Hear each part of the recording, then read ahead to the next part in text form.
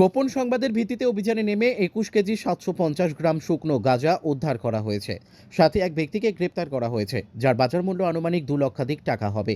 তাকে পুলিশ রিমান্ডে চেয়ে আদালতে সোপর্দ করা হবে। ঘটনার বিবরণে জানা গিয়েছে, গতকাল রাতে গোপন খবরের ভিত্তিতে খবর আসে আগরতলা রেল স্টেশন দিয়ে বহির্রাজ্যে গাঁজা পাচার করা হবে। ওই খবরের ভিত্তিতে জিআরপি এবং আরপিএফ যৌথ অভিযান চালিয়েছে। সেই অভিযানে আমতলী বৈষ্ণবটিলা এলাকার বাসিন্দা রাজকুমার সরকার নামের এক ব্যক্তিকে আটক করা হয়েছে। তার কাছ থেকে ২১ কেজি ৭৫০ গ্রাম গাঁজা উদ্ধার করা হয়েছে, যার বাজার মূল্য ২ লক্ষাধিক টাকা হবে। গতকালকে আমরা আগরতলা রেল স্টেশনে একটা জয়েন্ট অপারেশন করি। আমরা আগরতলা জিআরপি এবং আরপিএফ মিলে তো একজন ড্রাগ পেডলারকে অ্যারেস্ট করা হয়। ওনার নাম রাজকুমার সরকার। ওনার বাড়ি বৈষ্ণবটিলা, সাউথ বাজারঘাট, আমতলী থানার অন্তর্গত। তো ওনার সঙ্গে আমরা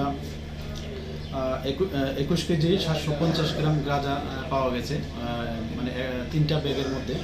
তো যথারীতি গতকাল রাত্রে আমরা আগরতলা জিআরপি থানাতে ওনার বিরুদ্ধে একটা এনডিপিএস দ্বারা মামলা নেওয়া হয়েছে। তো আজকে আমরা ওনাকে মহামান্য আদালতে প্রেরণ করছি উইথ পুলিশ রিমান্ড।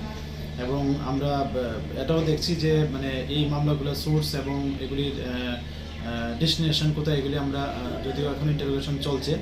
আর উনি জিজ্ঞাসায় বললো যে উনি অ্যাকচুয়ালি ওই ডেমো ট্রেনে করে মানে কুমারঘাট যাবে, ওইখান থেকে আবার আরেকজন মানে চেঞ্জ হবে, ওই মাল মানে হ্যান্ডওভারে চেঞ্জ হবে। কিন্তু উনি নাম এখনও বলেনি যে কাকে উনি দেবেন। তো আমরা ওনার কাছ থেকে মোবাইল ফোনও পেয়েছি এবং ইন্টারোগেশনও চলছে, এবং যারা এটার সঙ্গে যুক্ত থাকবে আমরা অবশ্যই তাদের আইনের আওতায় আনবো।